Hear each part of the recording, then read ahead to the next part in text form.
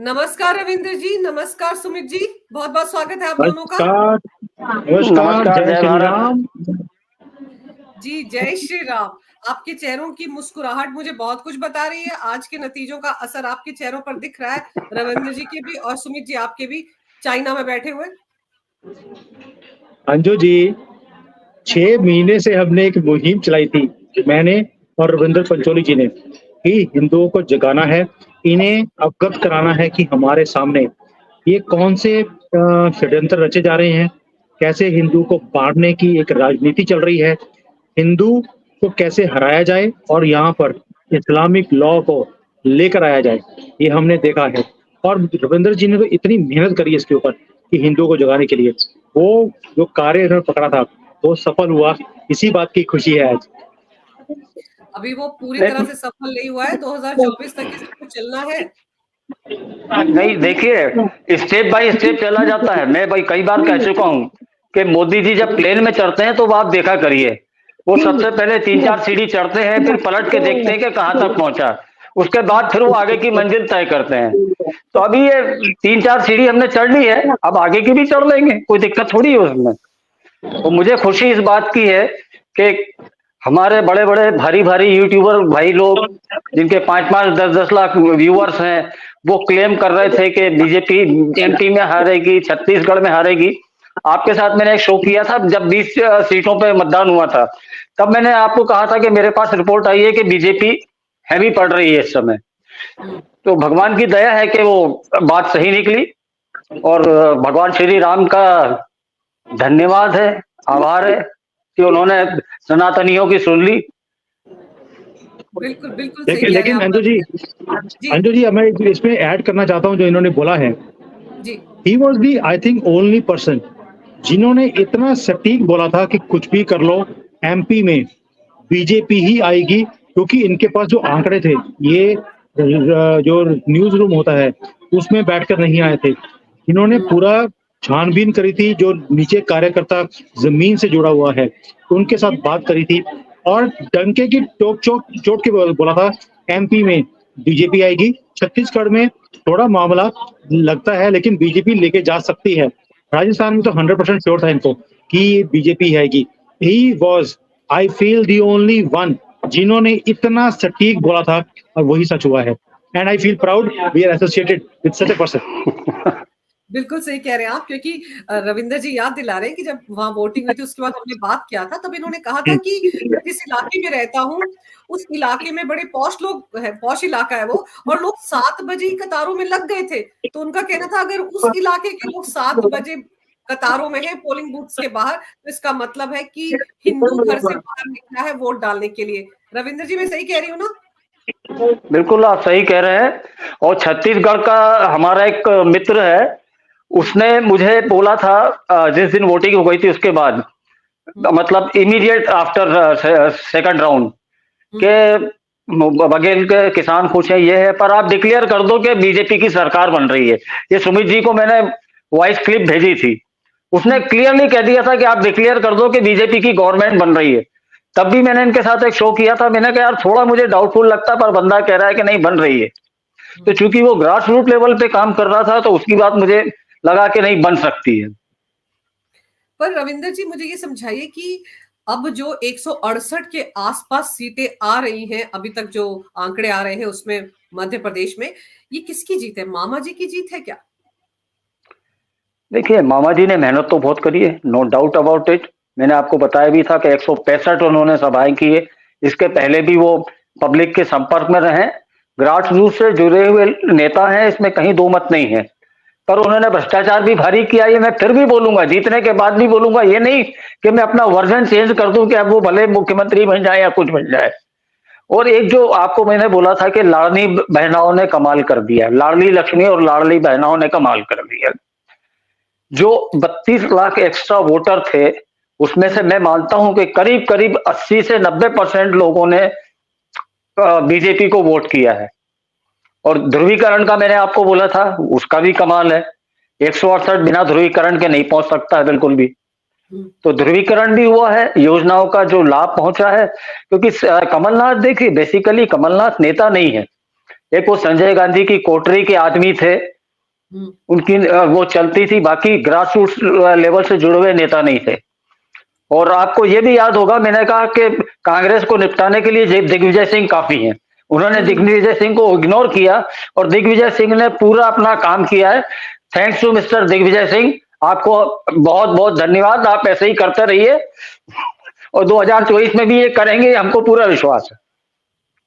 सुमित जी, आपको क्या लग रहा है? क्योंकि देखो, मेरे को एक तस्वीर याद आ रही है, कल शाम की बात है, शनिवार शाम को भोपाल में पोस्टर लग गए थे, कांग्रेचुलेशंस, कमलनाथ आ रहे हैं। मतलब कांग्रेस इतनी उतावली हुई जा रही थी कि नतीजों के आने का इंतजार भी नहीं कर रही थी। उनको लग रहा था बस कमलनाथ आ रहे, और सुबह पता नहीं कितने मुंह छिपाकर वो पोस्टर और होर्डिंग उतारा होगा। तो इतना उतावलापन कांग्रेस में किस लिए था? क्यों लग रहा था उनको कि वो आ रहे हैं? ऐसा कौन सा तीर मार दिया था उन्होंने मध्य प्रदेश में जो उनको लग रहा था वो आ रहे हैं? देखिए, जो कमल है ना, ये हमेशा कीचड़ में ही फैलता है, ये आपको मालूम है। वो ठीक है, बीजेपी जो है कांग्रेस नाम के कीचड़ में ये कमल निकलता है। उनको लग रहा था कि सारे कीचड़ में सारे कमल जो है ना वो खिलने वाले हैं। तो इनके दिमाग में यही था कि कमल हूँ तो कीचड़ में मैं पैदा हो जाऊंगा। पैदा ही बेचारे कांग्रेस में हुए हैं, उसी कीचड़ में पैदा पले हैं। इनको था ये खिलने वाले हैं, लेकिन इनको ये नहीं मालूम ये जिस गंदगी में बैठे हुए हैं, बीजेपी उस गंदगी की मास्टर है। और कैसे वो जीतते हैं, जैसे वो जीत लेकर आए हैं। आपने क्वेश्चन पूछा था रविंदर जी को, क्या ये मामा जी की जीत है? मैं अभी भी बोल रहा हूँ, और रविंदर जी ने और जो इनके जो कार्यकर्ता हैं, हमने बड़ी बड़ी बातें करी हैं। उन्होंने बोला हम किसी को नहीं जानते, हम जानते हैं मोदी जी को। ये जीत मोदी जी की है, मोदी जी ही फेस थे। कमलनाथ हो, वहां पे ये शिवराज हो, कोई भी चेहरा नहीं था। तो इसलिए ये कहना कि ये मामा जी की जीत है या कमलनाथ की हार है, ये कमलनाथ जैसे जो ये फूल हैं कीचड़ में पैदा हुए, इनकी हार तो है ही है, लेकिन ये मोदी जी की जीत भी है। और मैं यहाँ पर चाइना में बैठकर आज हमारे जितने भी भारतीय हैं, सनातनी हैं, वो सारे इकट्ठे मिलकर, अभी मैं रेस्टोरेंट में बैठा हूँ, सारे लोग इकट्ठे हम लोग पार्टी कर रहे हैं। और तब भी मैं आपके साथ, वो बेचारे खाना खा रहे हैं मेरे बिना और मैं आपके साथ शो कर रहा हूँ। इसको ये बताता है कि सनातनी आज कितना खुश है। हम मोदी जी के साथ हैं बिकॉज मोदी जी ने भारत के लिए जो कुछ किया है, ये हम भारतीय जो बाहर रहते हैं ये आपसे ज्यादा समझ सकते हैं। जो हमारी वैल्यू बनी है दुनिया भर में, ये हम समझते हैं, आपको शायद इसका अंदाजा भी नहीं है। और इसलिए हम लोगों ने ये मुहिम चलाई थी आपके थ्रू भी, पंचोली जी के थ्रू। मैं खुद लगा था इसके ऊपर कि भाई कैसे हमने सनातनी को जगाना है। खुशी इस बात की नहीं है कि मोदी जी जीत गए, खुशी इस बात की है कि मेहनत रंग लगाई और आज सनातनी जागा है। और आपने जो ये लिबराडुओं को जो बोलते थे कि मोदी हारने वाला है, मोदी का जादू खत्म हो गया, आज हम पूछते हैं, और मोदी ये भी बोलते थे पनौती है, आज पनौती कौन है? ये इनको आज जवाब देना पड़ेगा कि पनौती असल में कौन, जिसको इन्होंने 40 बार रीलॉन्च किया, क्या वो पनौती है? क्या वो फेल हुआ है? और मोदी की जीत हुई है। इस बात की खुशी है कि सनातनी आज इकट्ठा हुआ और हमने प्रूव कर दिया पनौती कौन। बिल्कुल बिल्कुल। आपको क्या लग रहा है रविंदर जी, जो ये इस तरह की भाषा का इस्तेमाल राहुल गांधी ने किया, नेता जिस तरह की टिप्पणियां कर रहे थे, पर्सनल अटैक करते हैं पीएम मोदी पर, वो भारी पड़ गया? और साथ ही साथ सनातन धर्म को लेकर इंडी अलायंस के बाकी नेता जिस तरह की भाषा का इस्तेमाल कर रहे थे, वो सब चीजें भारी पड़ी हैं कांग्रेस को? जी हाँ, इन दोनों बातों का काफी असर हुआ और खास तौर से जो डीएमके के करुणानिधि के बेटे ने, उदयनिधि ने जो बयान दिया था, स्वामी प्रसाद मौर्य जो बयान देते रहे, उसमें इनकी मौन सहमति रही कांग्रेसियों की। किसी ने विरोध नहीं किया, एक आचार्य प्रमोद कृष्णन को छोड़ के, कि भाई आप ये सनातनियों को क्यों गाली दे रहे हैं। दूसरा, हमारी फैमिली में एक कल्चर रही है, हिंदू फैमिली में, कि बुजुर्गों का हमेशा सम्मान किया जाता है। मोदी जी एक परिवार के बुजुर्ग की तरह हैं, देश के प्रधानमंत्री हैं। किसी को ये पसंद नहीं आता है कि हेड ऑफ द फैमिली को कोई गाली गलौज करे, उनको अपशब्दों से संबोधित करे, तो इसका असर तो निश्चित तौर पे हुआ है। प्लस जो मोदी जी की विश्वसनीयता है उस पे की तुलना में राहुल गांधी की कोई विश्वसनीयता नहीं है। उनके सारे प्लान फेल हो चुके हैं। यहाँ 18 महीने जब इनकी सरकार रही थी कमलनाथ की, इन्होंने दुनिया भर के वादे करे थे, स्टेज पे खड़े होके कहा था 1 2 3 4 5 6 7 8 9 10 दिन में मैं ये करवा दूंगा, किसानों के कर्ज माफ कर दूंगा, ये हो जाएगा वो हो जाएगा। हुआ कुछ नहीं। बिजली आती थी वो कटने लगी, सड़कों के हाल बुरे होने लगे। तो लोगों ने क्या हुआ, एक जो एंटी इनकम्बेंसी फैक्टर था वो उस 18 महीने ने उसको सबसाइड कर दी। बिल्कुल। तो ये और हाँ कांग्रेस की मतलब आप सही कह रहे हैं कि जो इंडी अलायंस के लोग बोल रहे थे, स्टालिन जैसे नेता जो बोल रहे थे हिंदुत्व को लेकर, वो भारी पड़ा है। और साथ ही साथ 18 महीने जो कमलनाथ का राज मध्य प्रदेश के लोगों ने देखा था उसे वो भूले नहीं थे, और वो नहीं चाहते थे कि दोबारा से कमल आए और फिर वही सब कुछ देखने को मिले। इसलिए वो विकास की राजनीति जो बीजेपी कर रही है, पीएम मोदी जिस विकास की बात करते हैं, जो मॉडल लोगों के सामने रखते हैं, उसकी तरफ मध्य प्रदेश के लोग गए हैं। सुमित जी, राहुल गांधी की मोहब्बत की दुकान तो बंद हो गई शायद। मोहब्बत की दुकान से तुष्टिकरण बेच रहे थे, ओबीसी की वोट बैंक जो है उनका, उसको पुख्ता करने की बात कर रहे थे, कह रहे थे कि मतगणना होगी, जिसकी जितनी जाति ज्यादा है उसको उतनी हिस्सेदारी मिलेगी। ये सारे जो सामान वो अपनी इस मोहब्बत की दुकान से बेच रहे थे, ये तो फ्लॉप शो हो गया। जी, मुझे लगता है कि जो कर्नाटका में इन्होंने फॉर्मूला बनाया था जो तुष्टिकरण का, और जो वहां पर बर्बादी कर्नाटका में लेकर आई है, वो शायद मॉडल एक ऐसा था जो लोगों ने देखा कि भाई 6 महीने में इतना उभरता हुआ स्टेट, जहां पर सिलिकॉन वैली जैसी चीज हमारी बेंगलोर में है और सारी दुनिया को हम अपनी उंगलियों पे नचाते हैं कर्नाटका से, उसका इन्होंने भट्ठा बढ़ा दिया, इंडस्ट्री बंद करा दी, बिजली खत्म है, और वहां पर जो जो वादे किए थे कोई भी पूरा नहीं हो रहा। लोगों ने देख लिया कि हमारा फ्यूचर भी यही बनने वाला है, इनके पीछे लगने की जरूरत नहीं है। और मोहब्बत की दुकान, लोगों को ये भी समझ आ गया, मोहब्बत जिनके साथ तुष्टिकरण करते हैं उनके साथ है, और दुकान हमारे लिए खुली है, सनातनियों के लिए, जहां पर हमारी इज्जत के सौदे राहुल गांधी खुद करेगा। इसलिए लोगों को ये समझ आ गई कि भाई हमें इससे बचना है तो हमें इनको लात मार के बाहर निकालना पड़ेगा। वही काम किया है। रविंद्र जी ने कहा था 120 प्लस, लेकिन 160 प्लस ये तो लैंडस्लाइड विक्ट्री है।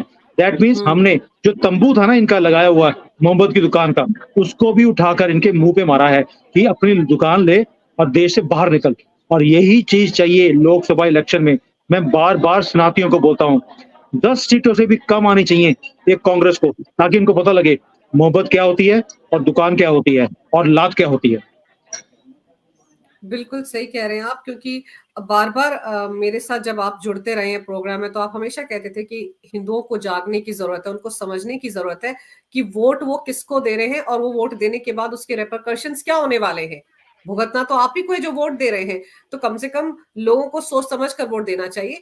लेकिन रविंदर जी, अब जब 160 प्लस सीटें आ गई हैं मध्य प्रदेश में, और वो एक अनार 100 बीमार, तो बीजेपी के अंदर भी है, मैं भी सीएम ऐसी बातें तो वहां शुरू हो चुकी हैं।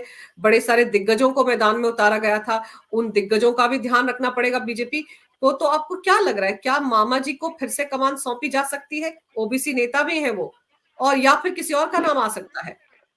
देखिए, किसी और का नाम भी आ सकता है, पर मामा जी को मेरे ख्याल से 2024 के लोकसभा चुनाव तक रिटेन करेंगे।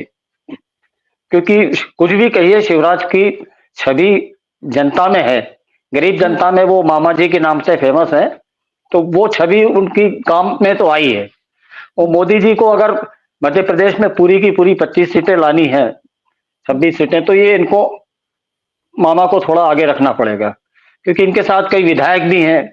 90 से 110 विधायक इन्होंने अपने खड़े किए थे, तो विधायकों की संख्या भी इनके पक्ष में है। पर ये मोदी जी और शाह जी क्या करेंगे इसका कोई ठिकाना नहीं, कुछ भी कर सकते हैं। वैसे शिवराज डिसिप्लिन सिपाही हैं, वो बोल चुके हैं कि जो भी आला कमान बोलेगा या जो भी विधायक दल का नेता चुना जाएगा उसको हम सहर्ष स्वीकार करें। सुमित जी, आपको क्या लगता है, सीएम है शिवराज सिंह चौहान, लोगों में उनकी पैठ है, लाडली योजना उनका रंग लाई है, 1,40,00,000 महिलाओं के खाते में हर महीने की 10 तारीख को 1,200 रुपए पहुंचते हैं, और उनका कहना है कि वो 3,000 तक पहुंचाएंगे उसे। तो आपको लगता है कि बीजेपी के लिए उनको ही सीएम बनाए रखना इस वक्त जरूरी है? देखिए, मैं रविंद्र जी की बात से बिल्कुल सहमत हूँ कि जो चेहरा है, बीजेपी ने कोई भी चेहरा बाहर नहीं रखाया कि कौन बन सकता है। तो कहीं ना कहीं चेहरे दो ही थे, एक मोदी जी आगे थे जिन्होंने कैंपेनिंग भी पूरी करी है, मध्य प्रदेश में कम जोर नहीं लगाया बीजेपी ने, और वहां पर इवन अमित शाह के इतने चक्कर लगे हैं, लेकिन चेहरा हमेशा ही शिवराज रहे हैं। कहीं ना कहीं बिल्कुल बात सही है इनकी कि शिवराज को कुछ देर तक के लिए रिटेन करना चाहिए। हो सकता है 24 के इलेक्शन जो हैं लोकसभा के, उसके बाद नया चेहरा लेके आया जाए। बट ये बीजेपी है, वेरी हाईली अनप्रेडिक्टेबल। ये कौन सा काम करेंगे? अगर योगी आदित्यनाथ, जिसका नाम भी शायद किसी को देश में पता नहीं था, अगर वो यूपी जैसे इंपॉर्टेंट स्टेट के सीएम बन सकते हैं, अगर द्रौपदी मुर्मू जैसी एक लेडी कहां से ओडिशा से उठाकर वो प्रेसिडेंट बना सकते हैं, तो शिवराज जी के लिए कोई खास बात नहीं है। और ये वो नहीं है कि भाई ये आप ही की सीट है, आप ही का प्रोविंस है, आप ही कीजिए। हो सकता है कोई सेंट्रल गवर्नमेंट से कोई बंदा आ जाए, हो सकता है सिंधिया जी आ जाए यहाँ पर, हु नोज। ये बीजेपी है। ये तो इवन की जो नीचे स्टेट के लोग हैं, इन्हें भी मालूम नहीं है कि कौन सा चेहरा आएगा। इसलिए इसके ऊपर बात करना कि क्या शिवराज जी आएंगे, कोई और आएगा, कुछ नहीं पता। हो सकता है ये राहुल गांधी को ऑफर दे दें कि भैया तुमसे कुछ ना हो पाएगा, तुम्हें कुछ चाहिए तो हमारा सीएम बन जाओ, कोई दिक्कत नहीं है। और ये जो तुम रोज मोहब्बत की दुकान खोलने की कोशिश करते हो, हिंदुओं को काटने की कोशिश करते हो, ये तुम स्यापा बंद करो हमेशा के लिए, और तुम यहाँ पे सीएम बन जाओ, और तुम्हारी जो बेरोजगारी है वो भी परमानेंटली खत्म हो जाएगी। इनका कुछ नहीं पता अंजू जी, बीजेपी कुछ भी कर सकती है। बिल्कुल, एक सरप्राइजिंग एलिमेंट हमेशा रहता है बीजेपी की झोली में, जिसको कि निकाला जाता है और सबको हैरानी होती है। अच्छा, ये हरियाणा में भी हम ये नमूना देख चुके हैं। लेकिन आपको क्या लग रहा है रविंदर जी, राजस्थान में क्या हो सकता है? राजस्थान में महारानी का नाम चल भी रहा है अभी रेस में, और अब जिस तरह से वहां पर बीजेपी को बम्पर जीत मिली है, उसके बाद आपको लगता है कि दिया कुमारी या महारानी के बीच में कहीं कुछ फसल हो सकती है? दोनों में से किसी एक का नाम चुना जा सकता है? बीजेपी जा सकती है वसुंधरा राजे की तरफ या नहीं? देखिए, मुझे चांसेस कम लगते हैं, क्योंकि वसुंधरा राजे ने एक्टिवली पार्टिसिपेट नहीं किया चुनाव में। मतलब बहुत रूठी रूठी सी रही। पहली लिस्ट में उनके लोगों का नाम नहीं था, दूसरी लिस्ट में उनके कुछ लोगों का नाम आया, तीसरी लिस्ट में फिर उनके लोगों का नाम कट गया। तो जिनके नाम कटे उन्होंने उनको निर्दलीय करके खड़ा कर दिया। तो ये सब हाईकमान की निगाह में है। इनडिसिप्लिन मोदी और शाह बर्दाश्त नहीं करते हैं। वो चुनाव हारना पसंद करेंगे, पर पार्टी में एक तो परिवारवाद के तो बिल्कुल खत्म करने पे तुले हुए हैं कि परिवारवाद और राजशाही वाला नेचर किसी का नहीं चलेगा। और वसुंधरा में ये कूट कूट के भरा हुआ है। वसुंधरा इसलिए नाराज चल रही है कि उनके सुपुत्र दुष्यंत को केंद्रीय मंत्रिमंडल में नहीं लिया गया, इसलिए उनकी नाराजगी चल रही थी। उसके बाद उनको मुख्यमंत्री का कैंडिडेट नहीं बनाया तो वो रूठ हुई थी। अब पार्टी जीत गई है, पार्टी ने उनके बिना चेहरे के चुनाव जीता है। ये वसुंधरा को नहीं भूलना चाहिए कि उनको प्रोजेक्ट नहीं किया गया है, इसके बावजूद भी 111 से 114 के बीच में वो सीटें लेके आ रही है। तो मुझे नहीं लगता वसुंधरा को वो आगे करेंगे। सुमित जी, आपको क्या लग रहा है? वहां पर बाबा बालकनाथ का नाम भी चल रहा है, लोग चाहते हैं कि योगी वहां पर भी आए। तो जब वोटिंग हो रही थी उस दौरान लोगों ने कहा था कि उन्हें भी योगी चाहिए, तो किसी ने कहा था कि दो योगी तो नहीं हो सकते। तब उन्होंने कहा था कि हमारे यहाँ बाबा बालकनाथ है, हम चाहते हैं वो बने। आपको लगता है एज अ सरप्राइजिंग एलिमेंट उनका नाम भी आ सकता है राजस्थान में? इसके बारे में रविंदर जी ने बड़ा क्लियरली मुझे बताया, आज मैंने बड़ी डिटेल में बात करी इनके साथ। कहते कि मुझे लगता नहीं है कि उनका नाम आएगा। रीजन बीइंग, इतना क्लीन रिकॉर्ड नहीं है, बैकग्राउंड पे जमीन से इतने जुड़े नहीं हुए। योगी आदित्यनाथ जमीन से जुड़े हुए थे, ही न्यू की यूपी की क्या प्रॉब्लम्स हैं, कैसे उसको हल करना है, राजनीति का उनको फिर भी अनुभव था। इनके पास इतना नहीं है, तो लगता नहीं है कि वो बनेंगे। और मैं बार बार वही बोल रहा हूँ, ये बीजेपी है जिसका नाम सारी दुनिया सोच रही होती है कि ये आएगा। भाई उन्होंने रानी को नहीं समझा कुछ। इस बार पूरी कैंपेनिंग में Rani was nowhere, she was on the stage, लेकिन एक बार भी उनको भाषण देने की परमिशन नहीं मिली। कभी भी आपने उनकी कोई बात नहीं सुनी होगी। बाकी छोटे मोटे जो लोग हैं वो भी स्पीचेस दे रहे थे, अपना पक्ष रख रहे थे, रानी का पक्ष रखा ही नहीं गया।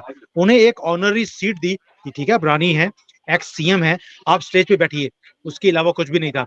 अगर वो रानी को कुछ नहीं समझते, वो किसी को भी कुछ नहीं समझते बीजेपी वाले, ये वही काम करेंगे जो जनहित में जो जो फायदा देगा। एंड वो आदमी आएगा जो जो देश के लिए, स्टेट के लिए काम कर सकता है। आपको जाना पड़ेगा कि 5 साल में राजस्थान में बहुत कुछ खराब भी किया है कांग्रेस ने। बॉर्डर स्टेट है, बहुत ज्यादा कुछ इन्होंने वहां पे जो कुछ भी किया उसके खुलासे अभी होने शुरू होंगे। तो वहां पर एक ऐसा आदमी आएगा, मुझे लगता है नया चेहरा होगा कोई ना कोई, जो स्टेट को इस गंदगी से, जहां पे राजस्थान को ठोसा गया है, उसमें से बाहर निकाला जाएगा। कोई भी ऐसी चीज नहीं की जाएगी जिससे कि, जैसे सुंदर राजे हैं, एक रानी वाला उनके अंदर एक एटीट्यूड था कि मैं रानी, वो चीजें बीजेपी बर्दाश्त नहीं करती।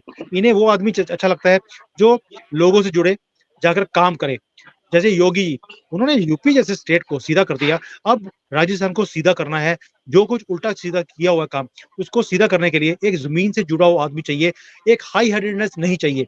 रानी जैसे लोग या ऐसे लोग जो हैं जिन्हें अनुभव भी नहीं है, उनको बीजेपी नहीं लेकर आएगी, ये मेरा मानना है। और मुझे विश्वास भी है कि अब, जैसे रविंद्र जी ने बोला है, बहुत अच्छी चीज बोलते हैं वो, कि भाई अब बीजेपी उन लोगों को आगे लेके आती है जिनसे इनको लगता है कि उम्मीद होती है ये आगे परफॉर्म करेंगे, उनका ट्रैक रिकॉर्ड हो, जिन्हें पता हो कि यार जमीन की क्या प्रॉब्लम्स है, उनका हल कैसे निकल सकता है। करवाना जो मोदी जी बोलेंगे वही होगा, ये भी हम जानते हैं, लेकिन नीचे वाला आदमी उसको रिसीव भी तो करे। जैसे रानी है, रानी रिसीव करती भी नहीं है और आगे काम भी करती नहीं है। She has her own mind and ego, वो बर्दाश्त नहीं होगा। जो आप बाबा की बात कर रहे हैं, पता नहीं क्यों मुझे ऐसा लगता है कि शायद ये वो नाम नहीं होगा जिसे एक्सेप्ट किया जाएगा because of the track record. Ravinder ji, Gehlot सरकार पर क्या चीज भारी पड़ गई? महिला अपराध को लेकर पिछले 5 साल में नंबर 1 बन गया राजस्थान, और कन्हैया लाल कांड जो हुआ था, उसके बाद भी वहां पर आपको लगता है ध्रुवीकरण हुआ? क्योंकि आज तक जो उनके उसके हत्यारे हैं, कन्हैया लाल जेल में बैठकर बिरयानी खा रहे हैं, कहीं कोई उनके खिलाफ सख्त कार्रवाई अभी तक देखते सुनने को नहीं मिली है। फास्ट ट्रैक में वो मामला जाना चाहिए था, कुछ नहीं किया गहलोत सरकार ने। क्या वो चीज उनको महंगी पड़ी? बिल्कुल, गहलोत सरकार के 5 साल राजस्थान तबाही का कारण बने, एक तरह से कह लीजिए आप। उनकी तुष्टीकरण की नीति, महिलाओं के विरुद्ध जितने अत्याचार हुए उस पर कोई एक्शन नहीं लेना। इसके अलावा उन्होंने जो योजनाएं डिक्लेयर की वो अप्रैल के महीने में डिक्लेयर की। उनकी जो चिरंजीवी योजना का वो बहुत ढिंढोरा पीट रहे थे, उसके आंकड़े आप निकालें, आपको आंकड़ों में कहीं कुछ नहीं मिलेगा। फिर घोषणा के लिए वो चिरंजीवी योजना उन्होंने घोषित की थी कि 25 लाख रुपए तक का आप इलाज करा सकते हैं। आप राजस्थान सरकार से के जो भी किसी गजेटेड ऑफिसर से पूछ ले कि भाई कितने आपके पास आंकड़े हैं, वो आंकड़े नहीं बता पाएगा।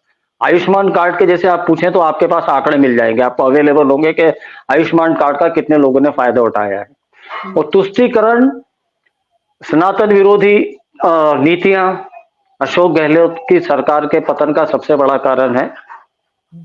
अशोक गहलोत ने एक बात जरूर कहना पड़ेगा कि अपने दम पर ये जो 70-72 सीटें आई है, ये अशोक गहलोत के दम पर है। कांग्रेस का इसमें कोई योगदान नहीं है, राहुल गांधी, प्रियंका गांधी, किसी का कोई योगदान नहीं है।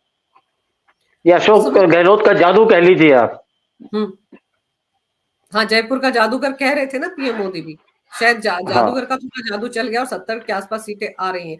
जो आपको लग रहा है कि इसमें कहीं कोई योगदान राहुल या प्रियंका का नहीं है। पर सुमित जी, अब ये जो कांग्रेस की हार हुई है, चलिए उनको तेलंगाना में हम ये मान सकते हैं कि वो बीआरएस की हार है, केसीआर की हार है, इसलिए जीत गए क्योंकि वहां पे ऑप्शन के तौर पर बीजेपी अभी खड़ी नहीं है, इसलिए शायद वहां पे उनको एक वो कंसोलेशन प्राइज मिल गया है। लेकिन अब इस हार को क्या मल्लिकार्जुन खड़गे की हार माना जाए या राहुल गांधी फिर से फ्लॉप हो गए ये माना जाए? क्योंकि कांग्रेस के अंदर तो मंथन चल रहा होगा ना कि क्रेडिट किसको दिया जाए। देखिए, जो खड़गे जी हैं, इनको खड़ा ही इसलिए किया गया था गाली खाने के लिए। इनको अगर तो जीत जाते ये सारे स्टेट्स में तो बोलते देखिए राहुल गांधी कितना मैच्योर हो गए हैं, और इनकी मैच्योरिटी के कारण अब कांग्रेस जीतना शुरू कर गई है। लेकिन जब हारते हैं तो राहुल गांधी कभी हारता नहीं है, वो ना झुकता है, ना माफी मांगता है, ना वो हारता है। तो ये हार जो है, ये अब हार है खड़गे जी की। वो एक स्केपगोट है, ये हम भी जानते हैं।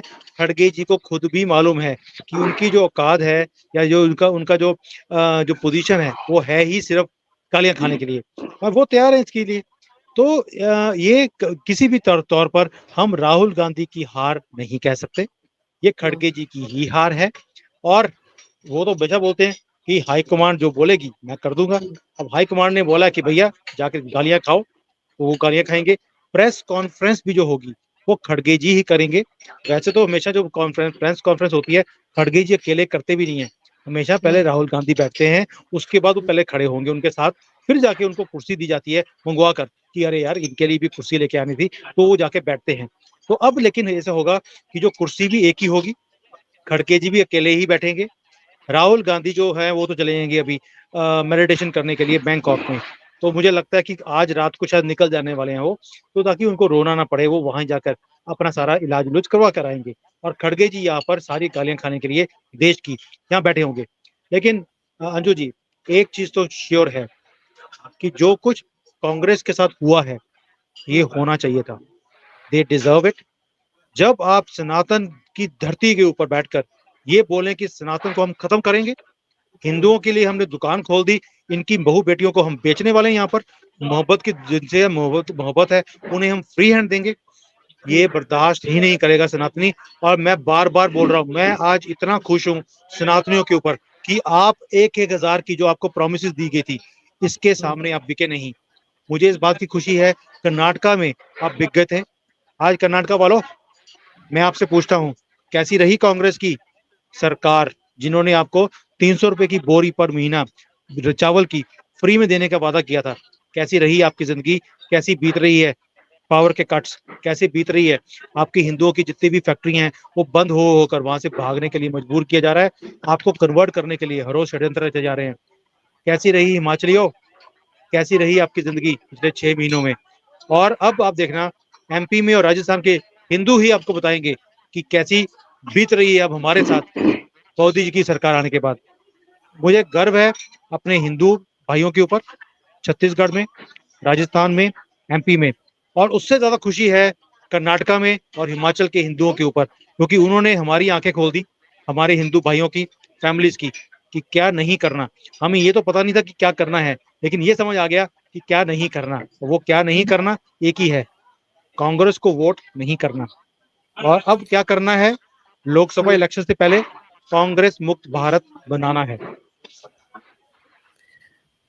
आप रविंदर जी ये समझाइए मुझे, क्योंकि फ्रीबीज की बात की कि इस बात की सच में खुशी है, फ्रीबीज तो बांटने की कितनी आम आदमी पार्टी ने कोशिश की आपके मध्य प्रदेश में, किस तरह की भाषा का इस्तेमाल वहां पर अरविंद केजरीवाल कर रहे थे। जब दिल्ली में ईडी का सम्मन मिला था तो दौड़े दौड़े चले गए थे मध्य प्रदेश की, मुझे तो वहां कैंपेन करना है। उनको तो ऐसे लग रहा था जैसे कि पता नहीं उनकी सरकार सच में बन जाएगी। आम आदमी पार्टी की क्या स्थिति रही है वहां पर? 0.4% वोट मिले हैं। सर मुझे लगता है 0.04 होगा, आप बीच में 0 शायद भूल गए हैं, वो 0.4 भी नहीं होगा, वो 0.04 होगा वो। नहीं, अभी फाइनल फिगर्स नहीं आए हैं ना, वो कम भी हो सकता है, फाइनल फिगर नहीं आए हैं अभी। नोटा से ज्यादा है, बता दीजिए। हाँ, नोटा से तो कम ही होगा, उसका नोटा ज्यादा होंगे। सर जो आम आदमी पार्टी वाले हैं, आम आदमी पार्टी वाले जो हैं सारे, ये नोटा नहीं, ये लोटा वाले हैं। लेकिन सच में ये तो कमाल इस बात का है रविंदर जी कि इतनी फ्रीबीज वहां देने की बात हुई थी, क्योंकि लग रहा था केजरीवाल तो ये ढिंडोरा पीट रहे थे कि उनके फॉर्मूले को चुरा लिया कांग्रेस ने कर्नाटक में, इसलिए कांग्रेस वहां जीत गई। तो वो तो अपने फॉर्मूले को और बड़े तरीके से लागू करने की बात कर रहे थे इन 3 राज्यों में। तो अब देखिए, जहां जहां उन्होंने कहा था कि मुफ्त में बिजली मिलेगी, मुफ्त में पानी मिलेगा, सब जगह उनका ही मुफ्त में सुपड़ा साफ हो गया, उनको कख नहीं मिला वहां पर। देखिए, यहाँ पे ऐसा मुफ्तखोर लोग नहीं है मध्य प्रदेश में, ज्यादा दिल्ली की तरह ज्यादा पढ़े लिखे नहीं है, समझदार नहीं है। जो ज्यादा पढ़ लिख जाता है वो डेढ़ अक्ल, हम लोग बोलते हैं कि शैना हो गया है, बहुत ज्यादा पढ़ लिख गया है तो वो। मैं आपको बता दूं कि मैं दिल्ली में नहीं रहती हूँ, आप अगर कुछ ऐसा कह रहे हो दिल्ली वालों को, मैं दिल्ली में नहीं रहती हूँ। नहीं, मैं आपको नहीं कह रहा हूँ, ये आपकी तरफ इशारा ही था। लेकिन कई बार होता है कि हम तो दिल्ली में नहीं रहते, लेकिन हमारे परिवार वाले दिल्ली में रहते होंगे, तो ये उनकी तरफ इशारा कर रहे हैं जो पनौती को तो सपोर्ट करते हैं, क्योंकि नहीं, पनौती को कहते थे मोदी जी पनौती हैं, उनको सपोर्ट नहीं करते थे, लेकिन कहते पप्पू को हम सपोर्ट करते हैं। कई बार हमारे घर में ही ऐसे लोग बैठे होते हैं, ये शायद उनकी तरफ से इशारा कर रहे हैं। जी देखिए, मध्य प्रदेश में 2.5 करोड़ लोग आयुष्मान कार्ड का लाभ ले रहे हैं, 1.5 करोड़ से ज्यादा लोगों को राशन मिल रहा है, 1 करोड़ 30 लाख लोगों को करीब करीब घर मिल चुके हैं, सारी सुविधाएं मिल रही है, किसान के खाते में पैसा बराबर टाइम से जा रहा है। और मध्य प्रदेश पहली ऐसी स्टेट है जिसने ये भावांतर योजना लागू करी थी किसानों के लिए, कि आपका मार्केट रेट से अगर कम रेट पे उठ रहा है माल, तो जो डिफरेंस होगा वो गवर्नमेंट पे करेगी। तो ये भावांतर योजना मध्य प्रदेश में सबसे पहली बार लागू की गई, plus highest agriculture growth Madhya Pradesh में है 10%, जो किसी और स्टेट की नहीं है। पंजाब, हरियाणा ये पहले किसी जमाने में होते होंगे, और आज की डेट में हाईएस्ट ग्रोथ वाला जो राज्य है वो मध्य प्रदेश है। वो मध्य प्रदेश जो है बीजेपी की प्रयोगशाला रही है। सबसे पहले बीजेपी की या संघ की जो सरकार का काम शुरू हुआ था वो मध्य प्रदेश से शुरू हुआ था जी। तो यहाँ पे ग्रास रूट लेवल पे संगठन बहुत मजबूत है। और बीजेपी की खासियत ये है कि वो नेता या उसके दम पर नहीं, संगठन के दम पर चलती है। इसीलिए आपने देखा होगा कि संगठन को ज्यादा महत्व दिया जा रहा है, चेहरों को महत्व कम दिया जा रहा है। बिल्कुल। और जो आखिरी के 15 दिनों में मैंने पहले भी बोला था कि बीजेपी के कार्यकर्ताओं और संघ के कार्यकर्ताओं ने जो जम के मेहनत की है और जो वोटिंग वाले दिन जो लोगों को घर से निकाला है, उसका ये असर है कि 160 से ऊपर सीटें पहुंच गई। पर सुमित जी, अब इंडी अलायंस का क्या होगा? कांग्रेस तो ये मानकर चल रही थी कि इंडी अलायंस में राहुल गांधी की लॉन्चिंग होगी, उनके लिए जमीन तैयार की जा रही थी। पर ये जो कुछ हुआ है इन 3 राज्यों में, उसके बाद इंडी अलायंस में राहुल गांधी या कांग्रेस कहाँ खड़ी दिखती है आज की तारीख में आपको? देखिए, ये लड़ाई जो है इंडिया की लड़ाई रही नहीं। इंडी अलायंस आप बोलती हैं, मैं इसको इंडिया बोलता हूँ। ये इंडिया की लड़ाई रही नहीं है, अब ये भारत की लड़ाई है, इंडिया वर्सेस भारत। इनको इंडिया मुबारक हो, हमें भारत चाहिए। ये भारत के लोग हैं जो भारत की ही बात करते हैं। हमें इंडी अलायंस या इंडिया से कोई मतलब ही नहीं है। ये डॉट डॉट वाले, ये डॉट हैं, ये पत्थर जो इन्होंने हमारी जिंदगियों में गाड़ के रखे पिछले 75 सालों में, हमें ये पत्थर चाहिए नहीं। अब हमने गेम ही चेंज कर दी है। मोदी जी ने शायद ये गेम ही चेंज कर दी भी। अब गेम भी मोदी जी की, रूल भी मोदी जी का, सब कुछ मोदी जी के हाथ में। सारे कार्ड, मैंने पहले भी बोला आपके शो के ऊपर कि ताश के अंदर 52 कार्ड होते हैं, साथ में ब्लैंक कार्ड भी होता है, साथ में जोकर भी होता है। अब तो ऐसा लग रहा है 52 के कार्ड के साथ साथ ब्लैंक कार्ड भी मोदी जी के पास है। और जोकर तो चलो हमारे पास राहुल गांधी है ही है, जो कि बीजेपी के लिए ही कैंपेनिंग करता है हर जगह पर, तो वो भी मोदी जी के जेब में है। Now cards will be played by Modi ji. And ये जो इंडिया अलायंस है, इसको तो उठाकर डस्टबिन में फेंक दिया भाई। जब इन्होंने खुद ही अपने अलायंस को डस्टबिन में फेंक दिया है, आप सोच के देखिए, आपस में ही लड़ रहे थे एक दूसरे के सामने। यहाँ पर कोई भी ऐसी पार्टी नहीं थी जो इस इलेक्शन में एक दूसरे के सामने लड़ ना रही हो, और यही होना था इनके साथ। ये जो चुनावी मेंढक हैं, जो इकट्ठे तो हो गए, आइडियोलॉजीज डिफरेंट है, किसी की सुनने को तैयार नहीं है, एक दूसरे की जान के दुश्मन है ये लोग। सिर्फ इसलिए कि मोदी को हराना है, इंडिविजुअल लेवल पर ये हरा नहीं सकते। ये भेड़िए इकट्ठे होकर आ गए एक शेर का मुकाबला करने के लिए। ये शेर घायल नहीं है, ये दहाड़ रहा है, और इसको ये जितने मर्जी झूठ भर के आ जाए, ही ऑलवेज हैज अपर हैंड। इनका तो जो बैंड बजाया है लोगों ने, बार बार हम ये बात बोल रहे हैं, इंडी अलायंस का जो बैंड बजा है, शायद इन्होंने कुछ बैंड तो अपना खुद ही बजा दिया था आपस में मिलकर, और बाकी हिंदुओं ने बजा दिया।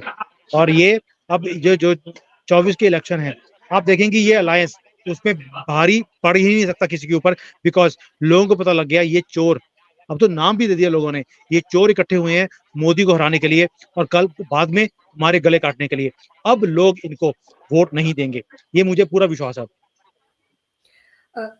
रविंदर जी, इंडिया अलायंस को लेकर लगातार ये कहा जा रहा था कि अब बिखरा तब बिखरा। हमने मध्य प्रदेश में भी देखा कैसे समाजवादी पार्टी 6-6 सीटों के लिए लड़ रहे थे कि हमें 6 दे दो, सीटें नहीं मिली, उन्होंने अपने लोग खड़े कर दिए, आपस में एक दूसरे के खिलाफ लोगों को मैदान में उतारा। अब आपको क्या लग रहा है, अब ये इंडी अलायंस रहेगा या इन नतीजों के बाद पूरी तरह से बिखर जाएगा, टूट जाएगा, कोई किसी के साथ नहीं है? ये मेरे ख्याल से पूरी तरह बिखर जाएगा। देखिए, इंडी अलायंस के पार्टनर से ज्यादा बहन जी समझदार रही, कम से कम मध्य प्रदेश में 2 सीटें निकाल रही। आपको मैंने बोला भी था कि बीजेपी को ये सपोर्ट कर रही। यस। तो वो 2 सीटें अपनी निकाल रही। इन्होंने 71 समाजवादी पार्टी ने खड़े करे, कहीं किसी का अता पता नहीं। वो बीजेपी से जो विद्रोह करके जो लोग गए थे, उनका भी सुपड़ा साफ हो गया है, उनको बहुत मुगालता था। देखिए, बीजेपी में यही सबसे बड़ी खासियत है कि यहाँ कोई नेता, कोई चेहरा इंपॉर्टेंट नहीं है, यहाँ पे संगठन इंपॉर्टेंट है। संगठन के दम पे बीजेपी चलती है।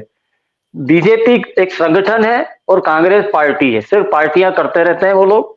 और अभी तो लेफ्ट लिबरल इतने सारे घुसाए हैं जो जेएनयू के लुच्चे लफंगे गुंडे बदमाश लड़के थे आवारा, जो पता नहीं कितने सालों तक डिग्री अपनी पूरी नहीं कर पाए, पीएचडी पूरी नहीं कर पाए, वो सारे के सारे जाकर कांग्रेस के राहुल गांधी के सलाहकार हो गए। और उन्होंने एक ट्रोल आर्मी बना ली, रोज ट्विटर पे उसको मोदी जी को ट्रोल करना। आज बिल्कुल ट्विटर पे आप देखें सन्नाटा छाया हुआ है। तो राहुल गांधी जितना जल्दी समझ जाए उतना अच्छा है। रविंदर जी, ट्विटर पर सन्नाटा छाया हुआ, वो एक्स हो चुका है, लेकिन आप यूट्यूब पर देख लीजिए, वही सब लोग कहाँ हैं आज की तारीख में, जिनको बड़ी चिंता थी, जो बड़ी बड़ी बातें कर रहे थे, जो वोटिंग के दिन लोगों के बीच जा जाकर जबरदस्ती सवाल पूछ रहे थे, किसको वोट दिया, किसको वोट दिया, महिलाओं के पीछे भाग रहे थे, उनके बारे में भी तो सोचिए। आज सबके सब सन्नाटे में, कहीं कोई चू की आवाज भी नजर नहीं आ रही है, क्योंकि वही लोग कहा करते थे ना कि ये तो सेमीफाइनल है 2024 का, तो सेमीफाइनल मोदी ने जीत लिया, तो फिर तो फाइनल तो उनके हाथ में आना ही आना है, वो तो कोई रोक ही नहीं सकता। क्यों सुमित जी? देखिए अंजू जी, जिनकी आप बात बोल रही हैं, कुछ हमारे भी मित्र हैं उनमें, और वो सारे जलेबियां लेके बैठे थे कि आज हम शो में जलेबी खाएंगे। और आज जो जलेबी है, वो जलेबी को हाथ में पकड़ के देख रहे हैं, ये शुरू कहाँ से हुई, ये खत्म कहाँ हो रही है, और इसमें रस कैसे भरा गया, बीजेपी का रस कैसे भरा गया, तो इनको समझ नहीं आएगी।